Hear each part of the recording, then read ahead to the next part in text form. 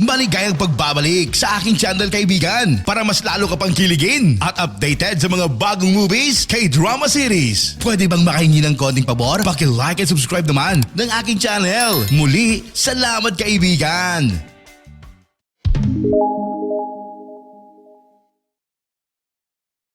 Nagsisimula ang palabas sa isang batang lalaki na nagngangalang Somon na naglalakbay kasama ang kanyang mga magulang.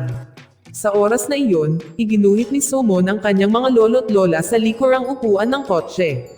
Balak niyang magbakasyon kasama ang kanyang lolo't lola dahil abala sa trabaho ang kanyang mga magulang. Nang makita si Somon na malungkot, nangako ang kanyang ina na balang araw ay makakasama niya si Somon sa bakasyon. Sa daan, ang ama ni Somon, isang police detective na nagngangalang Sogwan, ay nakatanggap ng tawag mula sa isang lalaki na kanyang kasama sa puwersa ng pulisya. Sinabi ng lalaki kay Sogwan na kailangan niyang mabuhay. Si Sogwan, na mukhang nag-aalala, pagkatapos ay nagtanong tungkol sa kinaroroonan ng kanyang partner ngunit walang sagot. Samantala sa ibang lugar, isang grupo ng mga tao na sumalakay sa kasama ni Sogwan ay nagawang malaman ang kinaroroonan ng lalaki. Nakipag-away sa kanila ang lalaki, ngunit nahulog siya mula sa rooftop ng gusali at tumama sa ibabaw ng isang kotse. Kasabay nito, biglang bumangga ang isang truck sa kotseng minamaneho ni Sogwan. Si Sogwan at ang kanyang asawa ay namatay kaagad, habang si Somon ay malubhang nasugatan. Ang driver ng truck ay lumapit sa kotse upang kumpirmahin na si Sogwan at ang kanyang asawa ay patay. 7 taon matapos ang aksidenteng ikinamatay ng kanyang mga magulang, si Somon ay nasa hustong gulang na at isang high school student. Nakatira siya ngayon sa kanyang mga lolo't lola, kung saan nagkaroon ng mental breakdown ng kanyang lola pagkatapos ng pagkamatay ng kanyang mga magulang. Sinisikap ni Somon na alagaan ang kanyang mga lolo't lola ng buong puso. Kahit na ang isang paa ay may pinsala dahil sa pagkakasugat sa aksidente. Araw-araw, palaging gumagamit ng tungkod si Somon sa paglalakad. Ngunit pinipilit niyang huwag panghinaan ng loob dahil mayroon siyang 2 kaibigan na palaging sumusuporta sa kanya, isang binata na nagngangalang Kim Ung-min at isang batang babae na nagngangalang Lee Ju-yeon. Simula pagkabata, silang tatlo ay magkaibigan na at laging nagtutulungan sa anumang sitwasyon. Si Somon at ang kanyang 2 kaibigan na nakapila para kumain sa isang sikat na tindahan ng pansit. Gayunpaman, nang papasok na silang tatlo sa shop pagkatapos ng mahabang oras na paghihintay, biglang isinara ng may-ari ng noodle restaurant at nagmamadaling umalis. Ang mga may-ari pala ng noodle shop ay Counter, isang grupo ng mga taong nanghuhuli ng masasamang espiritu. Kasama sa mga Counter, isang batang babae na nagngangalang Duhana, na nakakaramdam ng masasamang espiritu mula sa daan-daang milya ang layo, at nakakabase ng mga alaala ng isang tao kapag hinawakan niya sila. Bukod kay Hana, may isang lalaking nagngangalang Gamotak na may napakalakas na pisikal na lakas. Mayroon ding isang nasa 100 gulang na babae na nagngangalang Chomok na kayang pagalingin ang mga pinsalang dinanas ng mga Counter at burahin ang mga alaala ng isang tao. Bukod sa kanilang tatlo, mayroon ding isang lalaki na nagngangalang Choljung na nagtatrabaho sa ibang lugar. Pagkatapos ay tinawagan ni Motak si Choljung at ipinaalam sa kanya ang tungkol sa hitsura ng isang antas ng 3 masamang espiritu. Pagdating sa kinaroroonan sa masamang espiritu na nakita ni Hana sa kanyang pangitain, agad silang naghiwalay upang hanapin ang masamang espiritu. Matapos mahanap ang masamang espiritu na nag-anyong isang lalaki na nagngangalang Changsin, agad nila itong hinabol at nagawang ma-corner. Gayunpaman, tila na-overwhelm sila ng level 3 na espiritu na nagawang pantayan ang lakas ng Counter.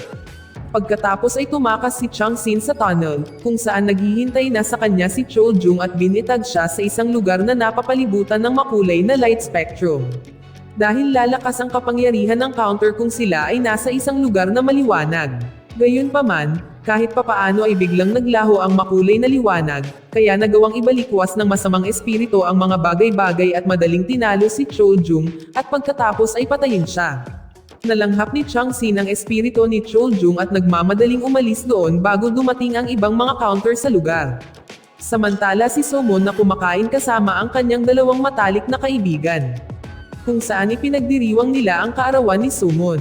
Nang uuwi na sana si Somon at ang kanyang mga kaibigan, biglang tumalbog ang katawan ni Somon, pagkatapos ay bumagsak sa lupa, na parang may kung anong tumama sa kanya at angkinan ang kanyang katawan.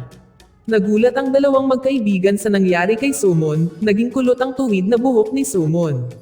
Pagdating sa bahay, napansin ni Sumon ang isa pang pagbabago sa kanyang katawan, katulad ng mga itim na spot sa kanyang mga daliri. Pagkatapos ay nalilito siya sa nangyari sa kanya. Kinabukasan sa paaralan, nakita ni Sumon ang kanyang matalik na kaibigan, si Ungmin na binubuli ng isang grupo ng mga estudyante. Kung saan ang isa sa kanila ay isang binata na si Shin-hyuk na anak ng isang mayor.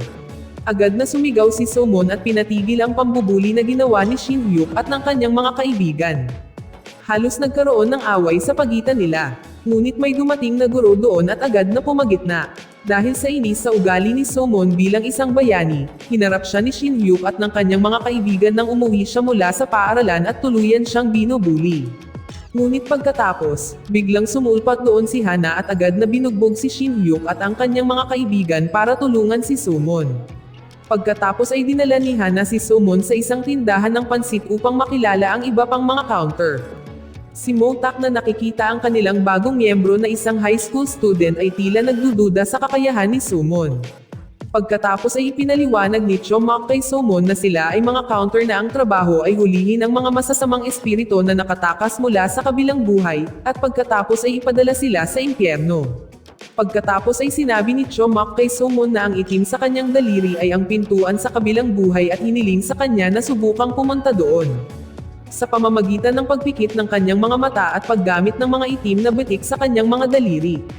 Nakapasok si Sumon sa kabilang buhay at nakilala ang isang babae na si Wijen. Pagkatapos ay ipinaliwanag ni Wijen kay Sumon na ang kanyang trabaho ay hulihin ang mga masasamang espiritu at ipadala sila sa impyerno. Pagkatapos ay isiniwalat niya ang isang pagpatay na nangyari sa nakaraan, sanhi ng isang masamang espiritu. Sinabi ni Wijen kay Sumon na ang masamang espiritu ay magtataglay ng mga tao na madaling kapitan ng karahasan at mag-udyok sa kanila na pumatay. Nang marinig ito, iniisip ni Sumon kung magagawa niya ito. Naiisip tuloy ni Sumon ang kanyang mga lolo't lola dahil ayaw niyang lumala ang kanilang sitwasyon at magdusa sa pagkamatay ng kanyang mga magulang. Pagkabalik mula sa kabilang buhay at pakikipag-usap kay Wijen, pagkatapos ay nagpaalam si Sumon sa iba pang counter. Gayunpaman, habang pauwi, nakatanggap si Sumon ng balita na si Ungmin ay binubuli ni Shin-hyuk at ng kanyang mga kaibigan.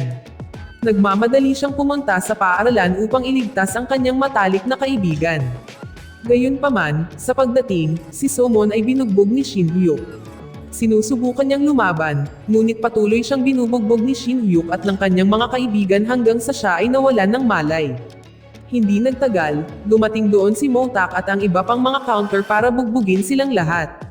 Nang sa wakas ay nagising si Sumon at sinubukang bumangon, nagulat siya nang mapagtanto niya na ang kanyang mga binti ay wala ng pinsala at maaari na siyang maglakad ng normal. Sa sobrang saya, tumakbo palabas si Sumon na tuwang-tuwa. Lumalabas na ang nagpagaling ng kanyang binti ay si Chomak, at labis ang pasasalamat ni Sumon sa kanya. Habang kumakain sila, biglang natanong ni Hana ang isang level 1 na masamang espiritu na papatay ng isang tao. Nang marinig ito, agad na naghanda ang mga counter na pumunta doon, at pagkatapos ay inimbitahan ni Motak si Sumon na makita mismo kung paano nila mahuhuli ang masamang espiritu at gawing pamilyar si Sumon na gamitin ang kanyang kapangyarihan. Habang sila ay nakakalat na naghahanap ng masamang espiritu, si Sumon ay nakatagpo ng isang batang lalaki na nahimatay dahil sa malubhang pinsala. Si Chomak sa wakas ay dumating doon. Pagkatapos ay sumugod upang pagalingin ang bata, habang ang iba pang mga counter ay agad na nasecure ang masamang espiritu, na sumapi sa katawan ng ama ng bata. Nagawa ni Chomak na pagalingin ang bata, at pinuri si Sumon para sa mabilis na pagkilos upang iligtas siya bago siya pinatay ng kanyang ama. Kinabukasan sa paaralan, pumunta si Shin-hyuk at ang kanyang mga kaibigan kay Sumon sa silid-aralan at nagtanong tungkol sa pangyayari kagabi dahil wala silang maalala. Gayunpaman, sinabi ni Sumon na wala siyang alam. Si Shin-hyuk na hindi nasiyahan sa sagot ni Sumon ay sinampal siya. Hindi nakakibo si Sumon at agad na binatukan si Shin-hyuk hanggang sa bumagsak ito sa sahig. Tila nagulat ang lahat sa pangyayari dahil nagawa ni Sumon na labanan si Shin-hyuk at ng kanyang mga kaibigan. Pagkatapos sina Sumon at Hana, nasa basement ng noodle shop, kung saan pareho silang gagawa ng mga pisikal na ehersisyo upang mapabuti ang kakayahan ni Sumon na labanan ang masasamang espiritu. Mula noon, patuloy na sinasanay ni Sumon ang kanyang pisikal na lakas upang maging mas malakas.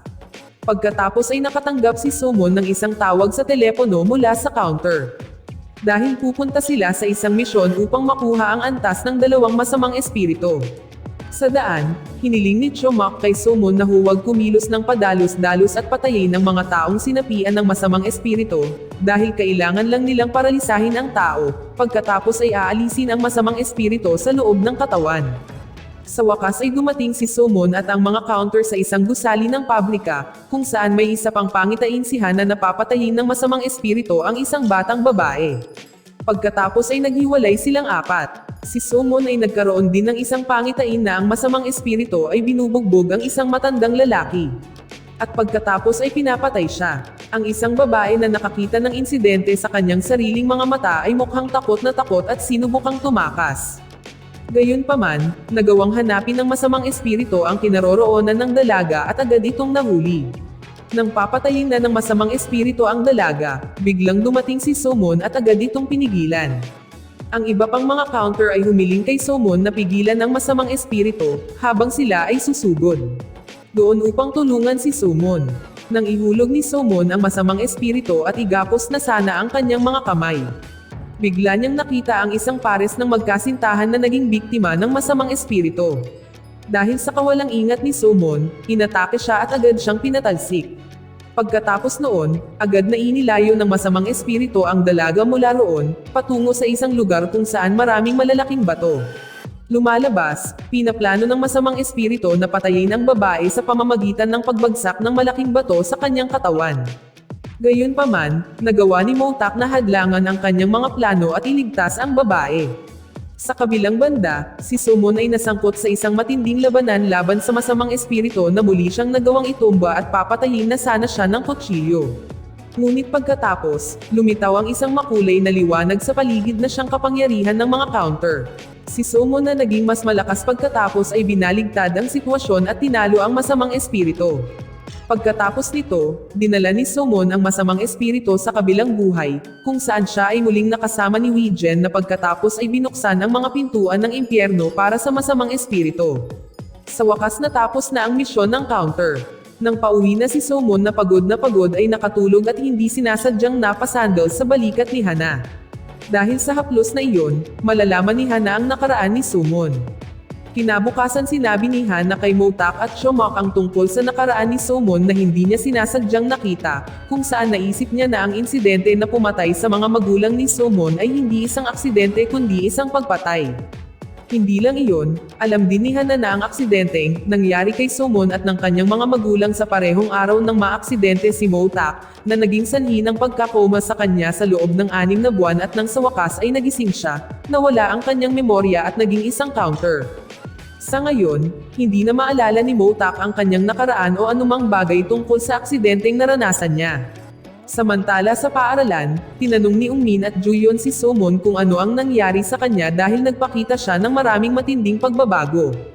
Gayunpaman, si Sumon ay nagtago ng isang lihim tungkol sa kanyang sarili na ngayon na isang counter at sinabi sa kanyang dalawang kaibigan na maaari na siyang maglakad ng normal. Nang makita ito, mukhang masayang-masaya sina Ungmin at Juyon at saka siya niyakap. Hindi nagtagal, isang grupo ng mga delinkwenteng estudyante ang dumating upang makita si Sumon sa utos ni Shin Hyuk. Pagkatapos ay binugbog ng isa sa kanila si Sumon. Ngunit agad itong lumaban at napatumba. Pagkatapos ay hiniling ni Sumon sa kanila na huwag istorbohin siya at ang kanyang mga kaibigan at iba pang mga estudyante sa paaralan. Samantala si Motak na nasa istasyon ng pulisya na tumitingin sa file ng kaso para sa isang aksidente 7 taon na ang nakakaraan. Sa istasyon ng pulisya, nakilala ni Motak ang isang detective na si Jung Kyung na humahawak sa kaso ng aksidente, kung saan sinabi niya kay Motak na ang kaso ng aksidente na nangyari sa kanya ay sarado na. Dahil naisip niyang sinubukan niyang wakasan ang kanyang buhay. Gayunpaman, hiniling ni Motak kay Jung Kyung na muling imbestigahan ang kaso dahil maraming irregularidad, kabilang ang kaso ng aksidente na nangyari sa mga magulang ni Sumon. Noong gabing iyon, nakatanggap si Sumon ng balita na sina Ungmin at Juyon ay dinukot ni Shin Hyuk at ng kanyang mga kaibigan, kung saan hinikayat nila siyang pumunta. Si Sumon ay nagmamadaling pumunta doon at mukhang galit na galit nang makita niya ang kanyang matalik na kaibigan na walang magawa. Isang spektrum ng makulay na liwanag ang biglang lumitaw sa lugar na iyon dahil hindi napigilan ni Sumon ang nag-uumapo na galit. Samantala, agad namang sumugod ang mga counter na nalaman na may mali upang hanapin ang kinaroroonan ni Sumon. Agad na binugbog ni Sumon ang mga delinkwenteng estudyante. Mukhang na-overwhelm sila ni Sumon dahil mas lumakas siya matapos magising ang totoong kapangyarihan ng counter. Sa wakas ay dumating doon si Motak at ang iba pa at nakitang binubugbog ng husto ni Sumon si Shin Hyuk. Agad na pinigilan ni Motak si Sumon. Hindi nagtagal, narinig nila ang sirena ng sasakyan ng pulis. Pagkatapos ay hiniling ni Sumon ang iba pang mga counter na umalis kaagad dahil siya ang mananagot sa kanyang mga aksyon. Habang nasa istasyon ng pulisya, hindi nabibigyan ng pagkakataon si Sumon na ipaliwanag kung ano talaga ang nangyari doon. Dumating ang mga magulang sa himpilan ng pulisya upang alamin kung ano ang nangyari sa kanilang mga anak. Nang makita ang kanilang mga anak na binubugbog ni Sumon, sinisi ng mga magulang si Sumon sa lahat ng nangyari. Isa sa kanila ay hindi nag-atubili na sampalin si Sumon. Ngunit pagkatapos, isang matandang lalaki na nagngangalang Choi Jang-mal ay sumama kay Hana upang ipagtanggol si Sumon. Si Jang-mal ay isa sa mga counter na ang trabaho ay pangasiwaan ang mga pananalapi at pangangailangan na kailangan ng mga counter. Sa pamamagitan ng pagbabalat kayo bilang isang matagumpay at mayamang negosyante, kayang lutasin ni Jang-mal ang mga problema ng counter. Hayagan niyang ipinagtanggol si Sumon at sinabi sa mga magulang na sinusubukan lamang ni Sumon na iligtas ang kanyang mga kaibigan na dinukot ng kanilang mga anak. Pagkatapos ay pinuna ni Jang-mal ang mga pulis at mga guro sa hindi pagiging patas kay Sumon dahil natatakot sila sa mga banta mula sa kanilang mga magulang. Pagkatapos ay nagbanta si Jang-mal na aidmanda silang lahat kung ang kaso ay hindi iniimbestigahan ng maayos. Kinabukasan, muling nakipagkita si Motak kay Jung Kyung para pag-usapan ang kaso ng aksidente na nangyari sa kanya 7 taon na ang nakararaan. Binigay ni Jung Kyung ang lumang cellphone ni Motak na ginagamit na ebidensya. Dahil sarado na ang kaso, itinago ni Jung Kyung ang telepono at ibinigay kay Motak. Pagkatapos ay sinabi ni Jung Kyung kay Motak na silang dalawa ay nagde-date. Nang marinig ito, agad na nagulat si Motak at naging awkward nang humarap kay Jung Kyung. Samantala ang isang lalaking nagngangalang Shin Mayong, na parehong mayor at ama ni Shin Hyuk. Si Shin Mayong ay gumagawa ng isang presentasyon sa planong pagtatayo ng pinakamalaking parke sa lungsod. Upang makakuha ng ganap na kapangyarihan sa lungsod, madalas na nagsasagawa si Shin Mayong at ang kanyang mga alipors ng mga ilegal na aktibidad na lumalabag sa batas. Sa katunayan, hindi sila nagdalawang isip na patayin ang sinumang itinuturing na sagabal. Kabilang sa mga alipors ni Shin Mayong, isang lalaking na si No Hangyo na pangunahing direktor ng Tesin Group. At Shangyo, kapatid ni Hangyo na namamahala sa pag-alis sa sinumang makahahadlang sa mga plano ni Shin Mayong at Hangyo. Bilang karagdagan sa kanilang dalawa, nakikipagtulungan din si Shin Mayong sa isang lalaking nagngangalang Chief Choi, na siyang pinuno ng istasyon ng pulisya ng lungsod na namamahala sa pagtakpan ng lahat ng paglabag sa batas na ginawa ni Shin Mayong at ng kanyang mga alipors. Ang proyektong pagpapaunlad ng parke na pinasimulan ni Shin Mayong ay lumalabas na nakakaranas ng mga problema dahil ang may-ari ng lupa, si Chairman John, ay tumanggi na ibenta ang kanyang lupa. Hindi lang iyon, ginawa rin ni Chairman John ang lahat para hadlangan ang proyektong pagtatayo ng parke. Si Shin Mayong, na mukhang naiirita dahil may humaharang sa kanyang plano, pagkatapos ay inutusan ang isa sa kanyang mga tauhan, isang lalaking nagngangalang Sangpil, na lutasin ang problema. Pagkatapos ay inutusan ni Sangpil ang kanyang adoptive na anak, si Chang Sin, na pilitin si Chairman John na pirmahan ang mga papeles upang masimulan kaagad ang proyekto sa pagtatayo ng parke. Bagamat hindi siya tinuring ni Sangpil na parang biolohikal na anak, si Chang Sin ay laging sumusunod sa utos ni Sangpil at palaging itinuturing siyang tunay na ama. Si Chang Sin na isang masamang espiritu na nasa ikatlong antas ay madaling napilit si Chairman John at pilitin niyang pirmahan ang dokumento. Gayunpaman, dahil sa uhaw sa dugo na masamang espiritu na pumalit sa kanyang katawan, brutal na pinatay ni Chang Sin si Chairman John matapos makuha ang kanyang hiling. Pagkatapos ay pumunta si Chang Sin kay Sangpil para iabot ang dokumentong pinirmahan ni Chairman John habang humihingi ng paumanhin sa pagpatay sa lalaki. Nang marinig ang pag-amin ni Chang Sin, agad na nagalit si Sangpil at binugbog si Chang Sin dahil sa pagdudulot ng gulo. Samantala ang mga counter na nagpapahinga. Hindi nagtagal, nakita ni Sumon ang isang masamang espiritu sa isang shopping mall. Sumugod doon ang mga counter at nalaman na ang masamang espiritu ay isang babaeng na si Hyung Hee na pumatay sa kanyang asawa at inubos ang lahat ng kanyang kayamanan. Nahanap ni Somon ang kinaroroonan ng babae at sinundan siya sa elevator. Gayunpaman, nalaman kaagad ni Hyung Hee na si Somon ay isang counter at agad siyang inatake. Mukhang nahihirapan si Somon sa mga level 3 na masasamang espiritu dahil mas mabigat ang kanilang pisikal na lakas. Hindi nagtagal, dumating doon si Hana at agad na tinulungan si Somon. Ngunit tila nalulungkot din siya matapos malaman ang kwento ng kanyang nakaraan, kung saan namatay ang kanyang ina at nakababatang kapatid na babae dahil sa food poisoning. Halos malagutan ng hininga si Hana, hanggang sa tuluyang dumating si Motak at iniligtas siya. Sa kanyang lakas, naparalisa ni Motak si Hyung Hee at nawalan ng malay. Ngunit napilitang ibigay ng mga counter si Hyung Hee sa mga security guard bago maalis ang masamang espiritu na naninirahan sa kanyang katawan. Sa gabi, binisita ni Hana ang kanyang lumang bahay. Nang makita ang larawan ng pamilya na nakaplaster pa rin sa sala, naalala ni Hana ang init at pagkakasundo ng kanyang pamilya. Biglang may boses na nagmula sa isa sa mga kwarto sa bahay na walang tao. Agad na sumugod si Hana upang tingnan ang silid, kung saan natagpuan niya ang dalawang maliliit na batang babae na tumakas mula sa ampunan. Mukhang nagulat si Hana nang makitang nandoon din si Somon dahil si Somon pala ay lihim na sumusunod sa kanya at gustong tulungan ang dalawang maliliit na babae. Si Hana at Somon pagkatapos ay makipag-ugnayan kay Motak upang humingi ng tulong sa kanya tungkol sa dalawang babae mula sa ampunan. Ngunit biglang dumating ang isang grupo ng mga tulisan upang magsagawa ng pagnanakaw sa paligid ng residential area. Si Motak at ang iba pa ay lumaban sa mga tulisan. Nang dumating si Motak sa pinuno ng mga tulisan, na walang iba kundi si Changgyo, mukhang nagulat siya nang malaman na buhay pa si Motak. Sinubukan ni Changgyo na tumakas mula doon, ngunit napigilan siya ni Motak. Tinanong ni Motak kung nakikilala siya ni Changgyo. 7 taon na ang nakalilipas, si Changgyo pala ang sumaksak kay Motak at inihulog sa bubong ng gusali. Nang malaman ito, agad na binugbog ni Motak si Changgyo.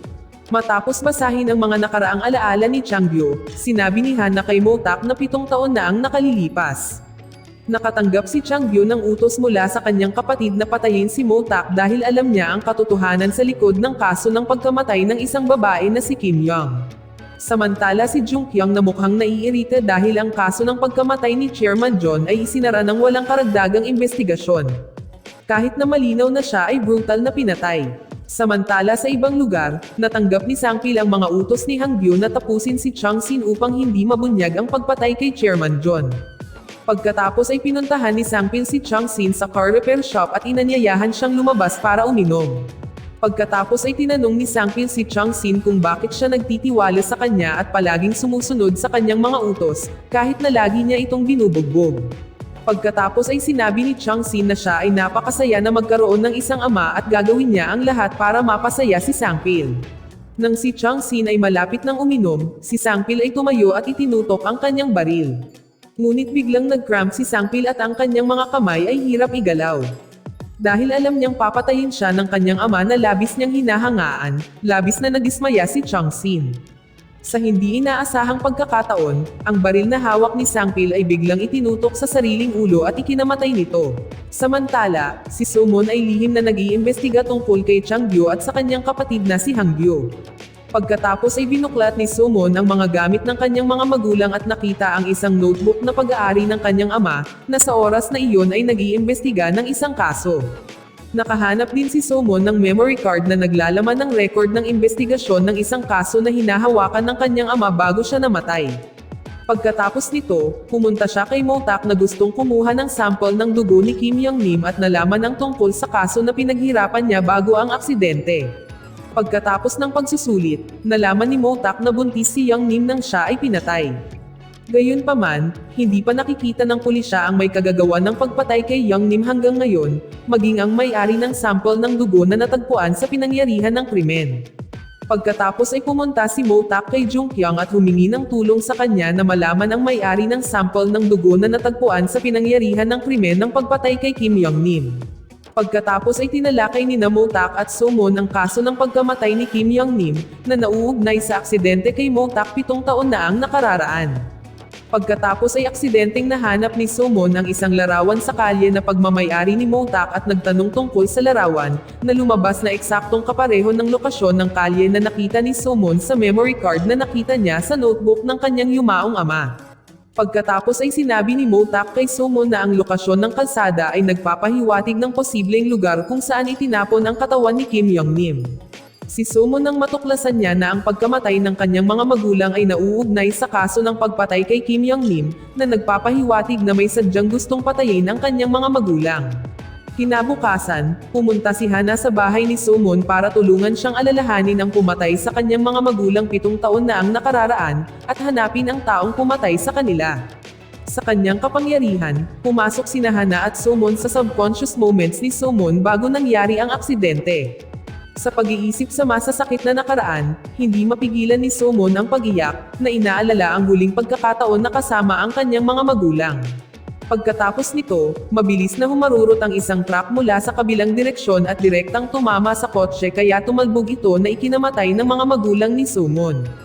Ang driver pala ng truck ay walang iba kundi si Chang-sin, ang level 3 na masamang espiritu na pumatay sa hindi mabilang na tao. Pagkatapos ay sinipsip ni Chang-sin ang espiritu ng mga magulang ni Sumon upang ang kanilang mga espiritu ay makulong sa katawan ni Chang-sin. Pagkatapos ay nilapitan ni Hana si Chang-sin upang kumpirmahin na siya rin ang taong pumatay kay Chol-jung at nakipaglaban sa kanila. Ngunit pagkatapos, napansin ni Chang-sin ang presensya ni Hana, kahit na sila ay nasa subconscious ni Sumon. Nang makita ni Sumon ang pumatay sa kanyang mga magulang, hindi napigilan ni Sumon ang sarili at agad na sinaktan si Chang-sin, hanggang sa tuluyan na silang nag-away. Sinubukan ni Hana na gisingin si Sumon mula sa subconscious upang iligtas siya. Nakita ni Hana at Sumon sina Motak at Shomak para sabihin sa kanila ang lahat. Sa wakas ay nalaman ni Sumon ang address kung saan nakatira si Chang-sin, isang junk car repair shop na tinatawag na Baekho Motors. Matapos malaman ng impormasyon, sumugod doon ang mga counter para hulihin si Chang-sin. Tinawagan din ni Motak si Jung Kyung upang ipaalam sa kanya na si Chang-sin ay isang killer na may kaugnayan sa aksidenteng nangyari sa kanya 7 taon na ang nakakaraan, at ang may kagagawa ng pagpatay kay Chairman John. Dumating ang mga counter sa junk car repair shop na agad na naghiwa-hiwalay para hanapin si Chang-sin. Ngunit si Chang-sin pala ay tumakas doon. Habang ginalugad ang lugar, hindi sinasadyang nakita ni Chomak ang mga bakas ng dugo mula sa katawan ni Sangpil na inilagay sa isang pandurog ng kotse. Si Jung Kyung na nakakaalam nito, ay agad na tumawag sa pangkat ng pulisya at lahat ng mga reporter. Sinadya niya ito para hindi makaiwas o makatago si Chief Choi sa mga kasong may kinalaman kay Shin Mayong. Pagkatapos sina Hangyu at Changgyu na nanunood ng pag-unlad ng kaso ng pagkamatay ni Sangpil. Dahil alam niyang buhay pa si Motak, inutusan ni Hangyu ang kanyang kapatid na patayin si Motak. Samantala sa tindahan ng pansit, tinatalakay nila ang mga krimeng ginawa ni Shin Mayong at ng kanyang mga alipors. Si Jiang Mal ay namamahala upang mangalap ng impormasyon at pagkatapos ay magbigay ng pangunawa sa iba tungkol sa kanilang koneksyon sa krimen. Hindi nagtagal, pumunta si Changgyu at ang kanyang gang ng mga thug sa tindahan ng pansit. Agad na sinuntok ni Chomak ang sikmura ng lalaki, dahilan para tumalbog ito. Pagkatapos ay sinampal ni Chomak si Changgyu at tinanong siya. Pagkatapos ay hinawakan ni Motak ang kamay ni Changgyu at hindi sinasadyang nabasa ang kanyang alaala sa pakikipag-usap niya kay Hangyu na tinatalakay ang kaso ng pagkamatay ni Yong-nim. Sa wakas ay nalaman ni Motak na pareho nilang gusto siyang tapusin dahil alam niya ang katotohanan tungkol sa pagkamatay ni Yong-nim. Inutusan ni Changgyu ang kanyang mga tauhan na maglagay ng tracking device sa mga sasakyan ng counter na papunta sa locus yung pinaghihinalaang lugar kung saan itinapon ang bangkay ni Yong-nim. Habang nasa daan, nakita ni Hana ang isang level 2 na espiritu na papatay ng isang tao. Samantala sa kabilang buhay, tila nagre-relax si Wei Jen at ilang Grim Reaper na nandoon. Ngunit biglang may kakaibang nangyari nang yumanig ng malakas ang lugar at natamba ang lahat. Kasabay nito, naaksidente ang counter ng mabangga ng isang truck ang kanilang sasakyan, na minamaneho ni Changgyu na gustong patayin si Motak. Pagkatapos ay bumaba si Changgyu sa sasakyan upang matiyak na patay na si Motak at ang iba pa. Gayunpaman, sa sorpresa ni Changgyu, ang pinto ng kotse ay itinapon sa kanya, at si Motak ay lumabas na buhay pa, kahit na puno ng dugo. Ganon din sa ibang counter. Nang makita ito, si Changgyu ay nagmamadaling umalis doon. Samantala sa ibang lugar, isang lalaking nagngangalang Manho ang binubugbog ang isang lalaki na kanyang nasasakupan. Matapos patayin ng isa sa kanyang mga nasasakupan, si Manho ay sinapian ng isang level 2 na espiritu. Nang muli niyang papatayin ang kanyang mga nasasakupan, sa wakas ay dumating doon si Hana at nagawa niyang pigilan ang pagpatay. Sa mga ebidensya at pahiwatig na nakalap ng mga counter, sa wakas ay naaresto si Manho. Pagkalipas ng ilang araw, inanunsyo ni Shin Mayong na si Chang Sin ay isang serial killer at nag-utos ng napakalaking manhunt para mahuli siya. Malamang na ginawa iyon ni Shin Mayong dahil gusto niyang pagtakpan ang sarili niyang mga krimen. Kinabukasan, ang mga counter ay nagtungo sa isang reservoir na ngayon ay pinatuyo at ginawang tambakan ng basura at basurang pang-industriya. Hinala ng counter na doon inilibing ang bangkay ni Young Nim, at nagpasya silang hanapin siya. Sa gabi, ginuganita ni Somon ang pagkamatay ng kanyang mga magulang kasama ang kanyang mga lolo't lola, sina Ungmin at Juyon. Pagkatapos nito, pumunta siya sa pinangyarihan ng aksidente na ikinamatay ng kanyang mga magulang. Habang pauwi, nakita ni Somon si Chang Sin sa isang tahimik na eskinita. Samantala sa kabilang buhay, naramdaman ni Wei Jen ang hindi mapigil ang galit ni Somon, na lubhang mapanganib dahil ito ay nagpapahina sa kanya, at maaaring mawalan ng kapangyarihan si Somon bilang isang counter. Pagkatapos ay binalaan ni Wei Jen si Somon na umalis doon dahil kung mag-isa, mahihirapan siyang harapin si Chang Sin. Gayunpaman, hindi pinapansin ni Somon ang babala ni Wei Jen at kumpiyansa siyang matatalo niya si Chang Sin. Dahil lumilitaw doon ang isang spectrum ng makulay na liwanag, agad na nilabanan ni Somon si Chang Sin, at gumamit ng taktika para ilabas ang masamang espiritu sa light spectrum. Lumalala ang kalagayan ni Wei Jen sa kabilang buhay dahil sa mga ginawa ni Somon. Nang makita ang walang magawang Wei Jen, ang ilan sa mga Grim Reaper doon ay nakipag-ugnayan sa counter para pigilan si Somon bago pa maging huli ang lahat. Habang nakikipaglaban, hindi sinasadyang nabasa ni Chang Sin ang isip ni Somon, at nalaman ang tungkol sa isang spectrum ng makulay na liwanag na maaaring magpapataas ng kapangyarihan ng counter. Dahil doon, pinaalis ni Chang Sin si Somon doon. Sa hindi inaasahan, nagawang hilahin ni Somon ang light spectrum palapit sa kanya. Nang makita ito, sinaksak ni Chang Sin ang kamay ni Somon hanggang sa mawala ang liwanag. Hindi nagtagal, dumating doon si Jung Kyung at agad na tinutok ang baril kay Chang Sin. Ngunit sa halip ay kumalas ang baril mula sa pagkakahawak ni Jung Kyung, at pumunta sa kamay ni Chang Sin. Si Mo Tak na sa wakas ay dumating doon sa kapinigilan si Chang Sin bago niya patayin si Jung Kyung. Dahil dumating na ang ibang counter doon, tuluyang tumakbo palayo doon si Chang Sin.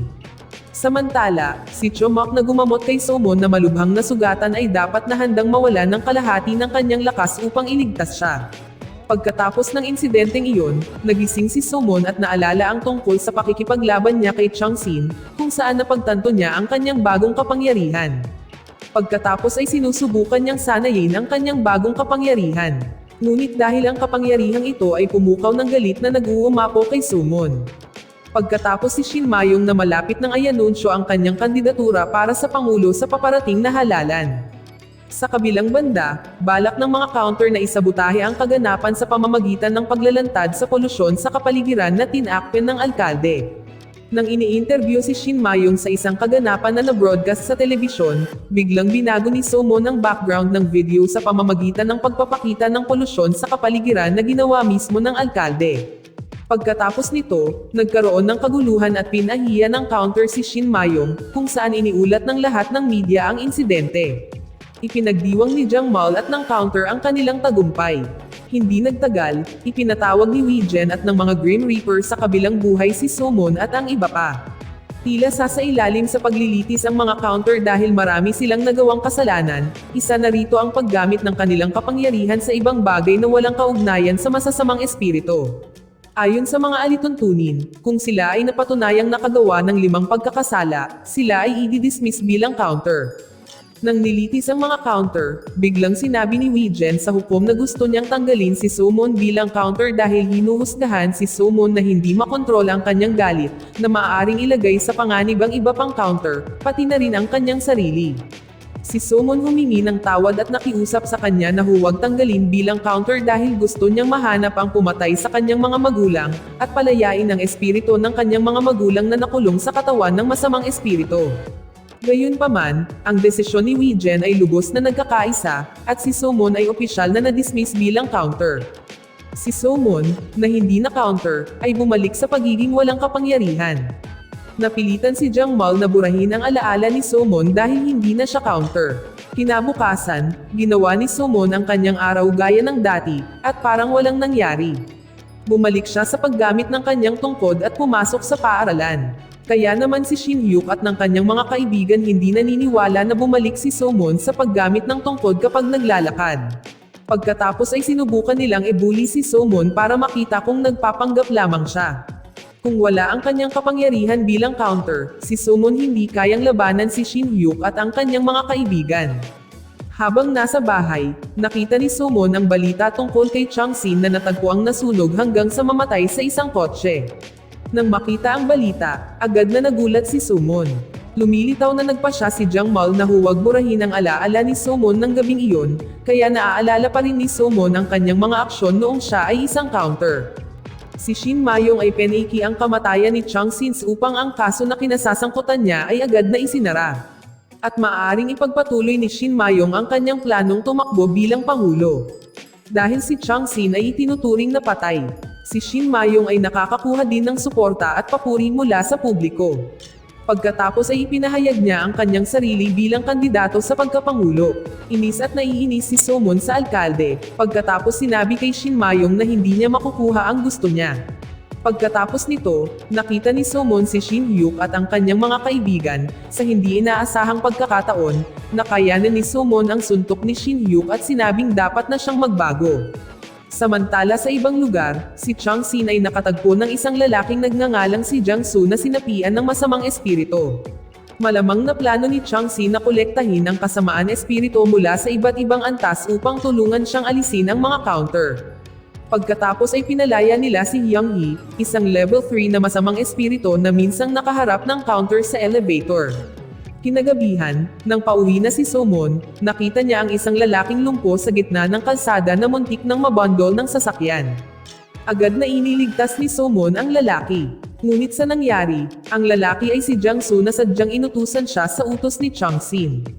Sa ibang lugar, nakukuha ng mga counter isang tawag sa telepono mula sa hindi kilalang numero. Si Chang-sin na nagsabi sa kanila na nahuli nila si So-moon, at nagbanta na papatayin siya kapag hindi sila nakarating doon. Nang naroon na ang mga counter, nagsimulang maglagay ng mga bitag ang masasamang espiritu sa pamamagitan ng paglagay ng gasolina sa buong gusali. Habang naglalakad silang tatlo sa lugar, biglang tinambangan si Chomak mula sa likuran. Si Hana at si Motak ay nahaharap sa dalawang pagpipilian, ang iligtas si Chomak o si So-moon na malapit ng patayin ni Hyung-hee. Nagpa siya ang dalawa na iligtas muna si So-moon, dahil si Chomak ay isang counter, at hindi madaling mamamatay. Sinusubukan ni Chomak na harapin ang mga masasamang espiritu ng mag-isa.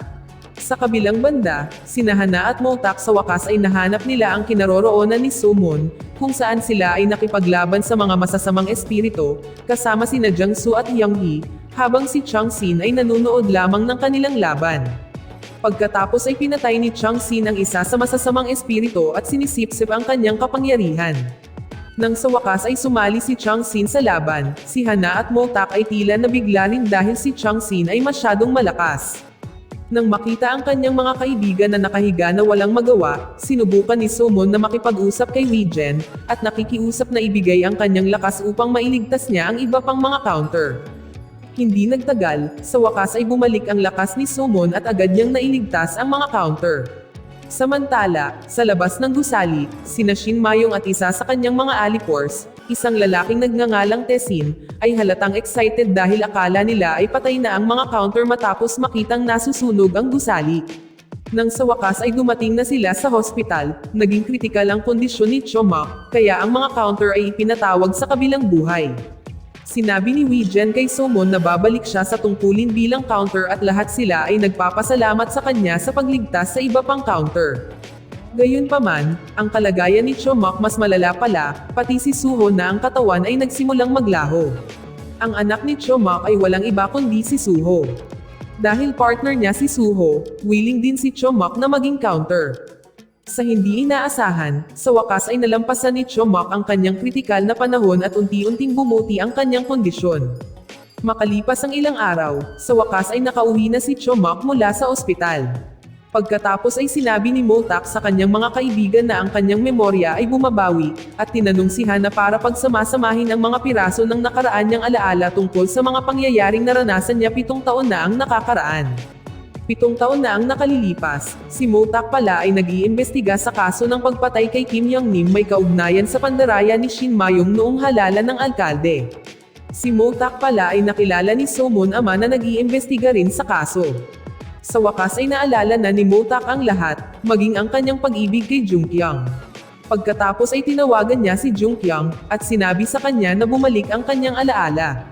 Mukhang masaya si Motak dahil sa wakas ay maaalala na niya ang babaeng mahal niya, pagkatapos ay hiniling kay Junkyang na puntahan siya.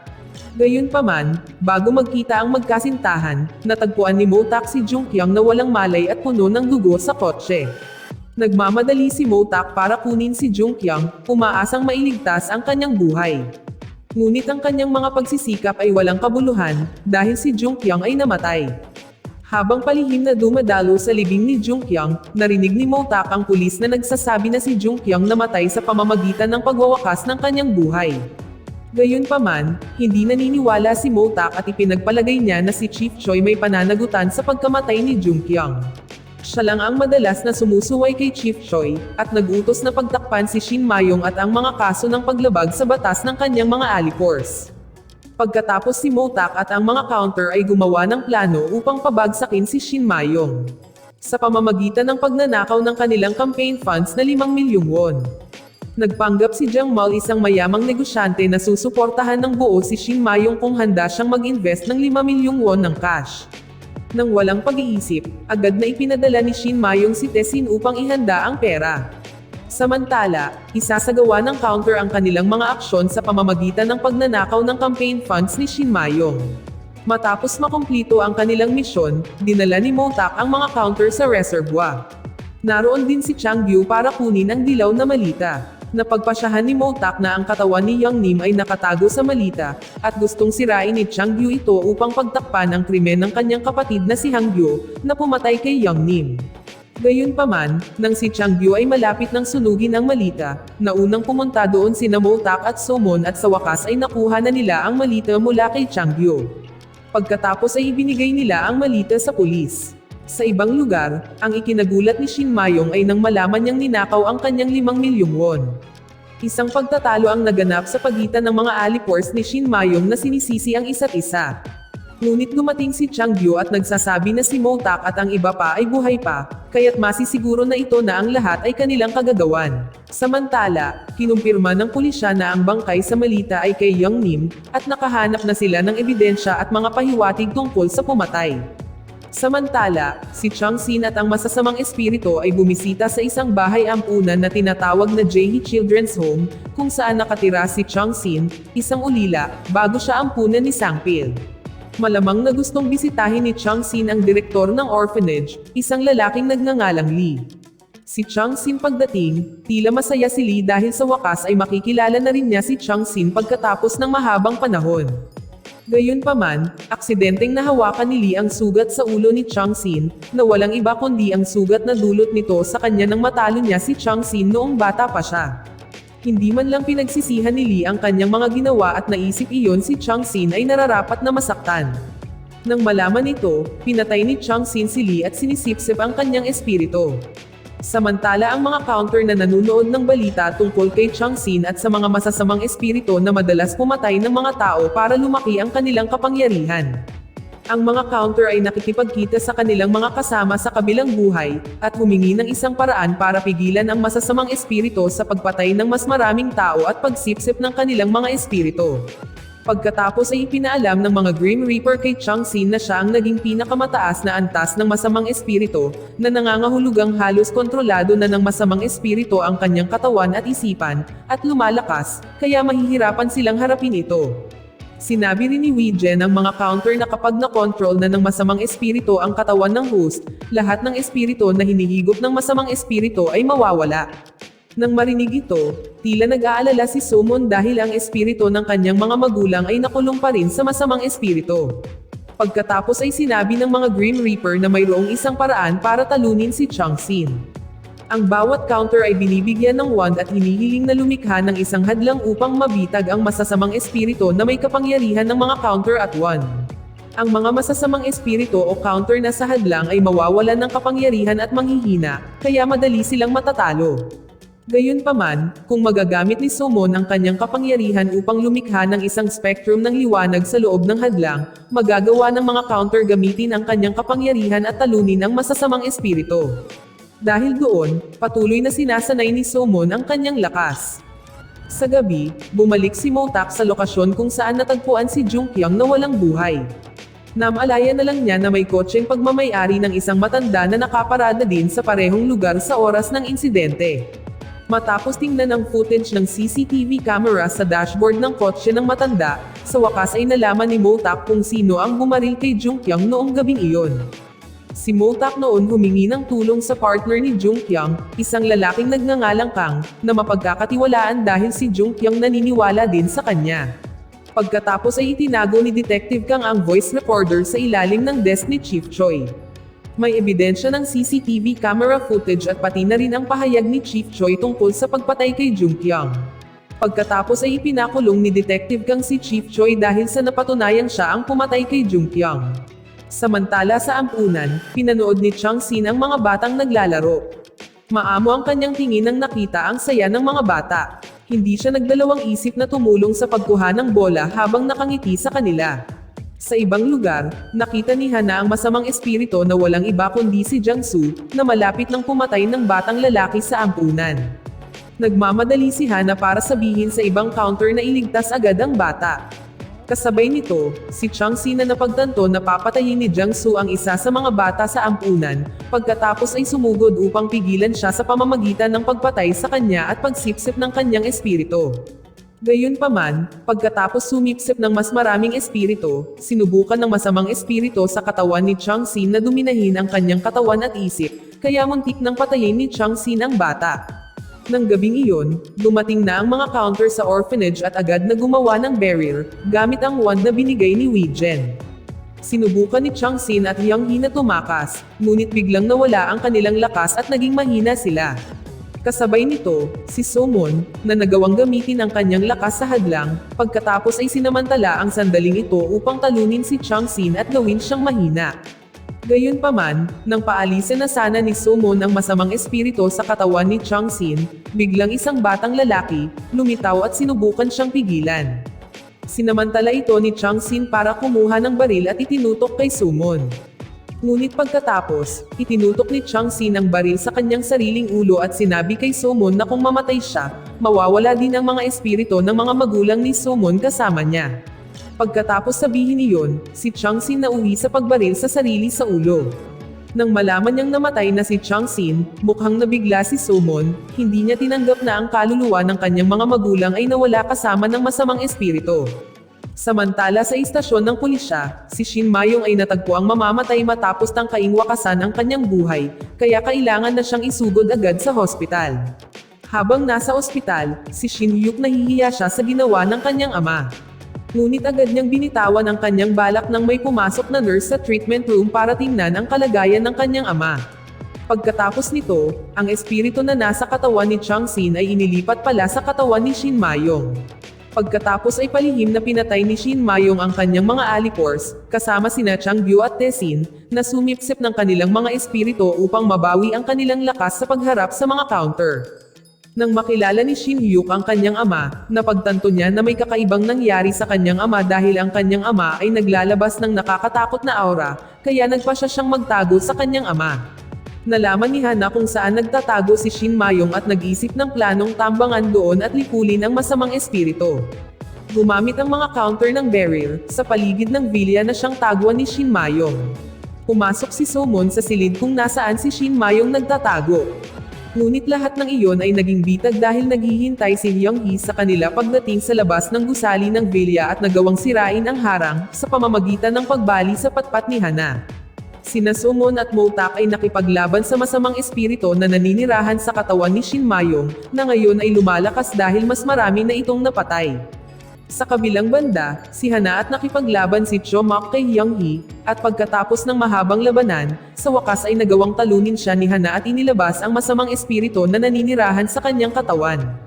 Samantala, si Sumon at Motak ay tila nabigla kay Shin Mayong, hanggang sa tuluyang natigil ang laban dahil si Chomok ay nagtamo ng isang napaka-fatal na sugat. Dahil lumalala ang kondisyon ng kalusugan ni Chomok, inimbitahan ni Jang Mal ang isang lalaking nagngangalang Jonggo, counter mula sa Singapore, para tulungan silang gamutin si Chomok, dahil mayroon siyang healing powers tulad ni Chomok. Pagkalipas ng ilang araw, natagpuan ni Sumon ang isang walang malay na si Shin Hyuk malapit sa kanyang bahay. Pagkatapos ay dinala siya ni Sumon sa isang tindahan ng pansit, kung saan inalagaan siya ni Chomok, na gumaling. Pagkatapos ay nagpa siya silang bumalik sa paghahanap sa masamang espiritu kasama si Jonggo na piniling huwag bumalik sa Singapore. Nananatili si Chomok sa tindahan ng pansit upang bantayan si Shin Hyuk. Gayunpaman, nang natagpuan ng mga counter ang lokasyon ng kinaroroonan ni Shin Mayong, sa wakas ay nalaman nilang nilinlang sila ng masamang espiritu sa pamamagitan ng paglipat sa katawan ni Shin Hyuk, kaya ngayon ay nasa panganib si Chomok na harapin ang masamang espiritu ng mag-isa. Nagmamadaling bumalik sina Hana at Sumon sa pansit shop upang iligtas si Chomok, habang si Motak at Jonggo manatili doon kung ang masamang espiritu bumalik sa katawan ni Shin Mayong. Samantala sa tindahan ng pansit, binugbog ni Shin Hyuk si Chomok hanggang sa mamatay. Ngunit sa wakas ay dumating doon sina Sumon at Hana at agad na lumaban sa masamang espiritu. Ang masamang espiritu ay umalis sa katawan ni Shin Hyuk at bumalik sa katawan ng kanyang ama. Kasabay nito, naghahanda sina Motak at Jonggo na alisin ang masamang espiritu sa katawan ni Shin Mayong.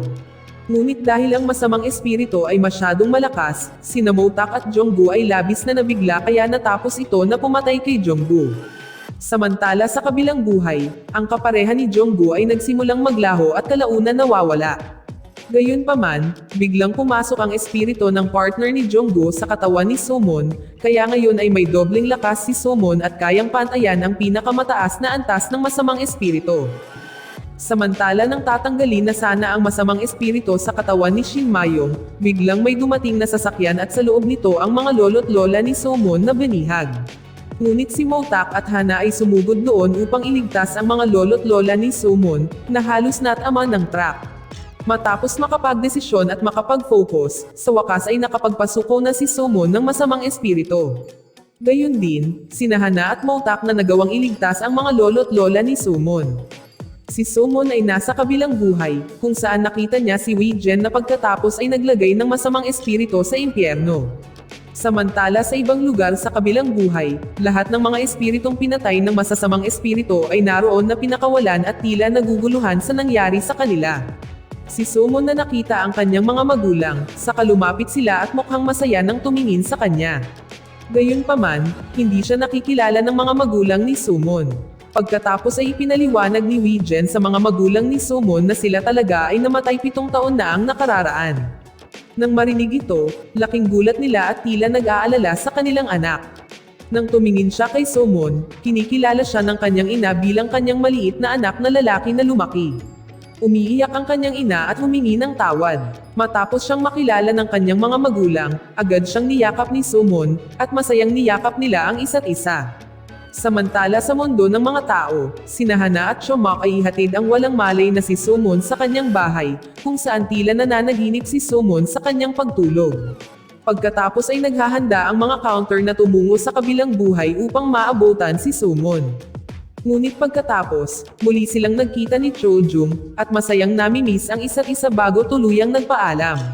Pagkatapos ng insidenteng iyon, sa wakas ay nagising si Shin Mayong mula sa isang koma. Siya ay sospek sa lahat ng kaso ng pagpatay na ginawa ng masamang espiritu at sasailalim sa paglilitis. Di nagtagal pagkatapos, sinabi kay Sumon na tinipon ni Shin Hyuk ang mga estudyanteng binubuli niya. Tila gustong humingi ng tawad ni Shin Hyuk sa mga estudyanteng binubuli niya. Humihingi din siya ng tawad kay Sumon at sa kanyang kaibigan dahil sa pang-aapi sa kanila. Nang marinig ang taos-puso at taos-pusong paghingi ng tawad ni Shin Hyuk, pinatawad siya ni Sumon. Pagkatapos nito, si Shin Mayong sa wakas ay nasentensyahan ng habang buhay na pagkakulong para sa lahat ng mga krimen. Pagkatapos ng lahat ng nangyari, pinag-uusapan ng mga counter kung ano ang dapat nilang gawin. Dahil may napakalakas na kapangyarihan si Summon, sa wakas ay nagpadala si Wigen at ang iba pang counter upang libutin ang mundo at lipulin ang masasamang espiritu sa buong mundo. Dito nagtatapos ang series. Salamat sa panonood, kaibigan.